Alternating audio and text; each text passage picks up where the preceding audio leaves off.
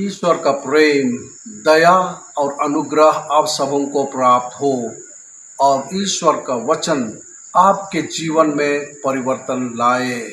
आज सामान्य समय का 22वां रविवार है। परमेश्वर हमेशा हमसे बात करते रहते हैं और बाइबल के माध्यम से स्वयं को प्रकट करते रहते हैं। आइए हम परमेश्वर के वचनों को पढ़ें, उनके वचनों को सुनें और इन वचनों को अपने दैनिक जीवन में जीने का प्रयास करें। आज के पाठों का सारांश।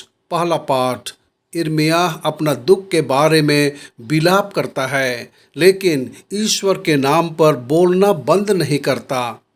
दूसरा पाठ, संत पौलुस रोमियों को ईश्वर के प्रति वफादार रहने के लिए प्रोत्साहित करते हैं।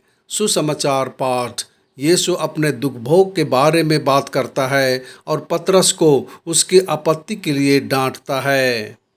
भविष्यवक्ता यिर्मयाह ने ईश्वर से सीधे तौर पर कहा कि एक भविष्यवक्ता के रूप में ईश्वर ने उसे धोखा दिया। उन्होंने कहा कि एक नबी के रूप में वह पूरे दिन हंसी का पात्र बन गए थे। हर कोई उसका उपहास करता था। साथ ही अगर वह ईश्वर के नाम पर ना बोले तो उन्हें ऐसा महसूस होता था मानो उनके भीतर आग जल रही हो। भविष्यवक्ता यिर्मयाह के पास एक कठिन मिशन था, लेकिन वह अपनी जिम्मेदारी निभाते रहे।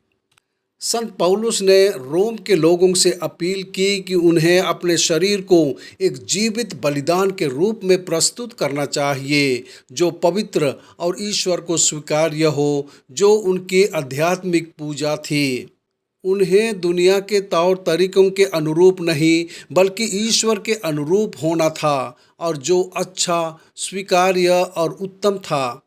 सभी ख्रिस्तियों को इसी तरह रहना चाहिए और इसी तरह जीना चाहिए।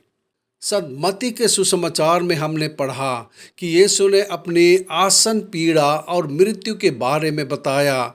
उसने घोषणा की कि वह कष्ट सहेगा और मरेगा, लेकिन वह फिर से जी उठेगा।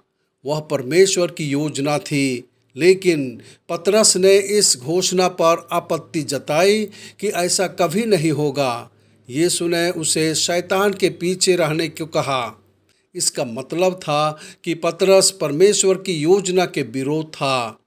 वह अभी तक ईश्वर की योजना को समझ नहीं पाया था।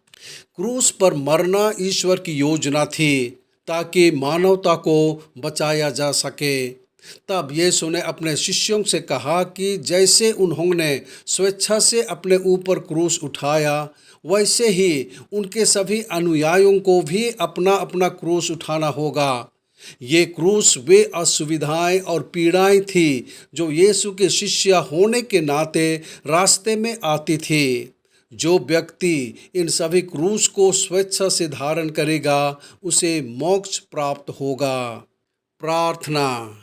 हे प्रभु यीशु ख्रिस्त, आपने हम सभी को बचाने के लिए क्रूस और पीड़ा अपने ऊपर ले ली। जिंदगी के रास्ते में आने वाले सभी कष्टों को सहन करने में हमारी सहायता करें, क्योंकि हम आपके शिष्य हैं।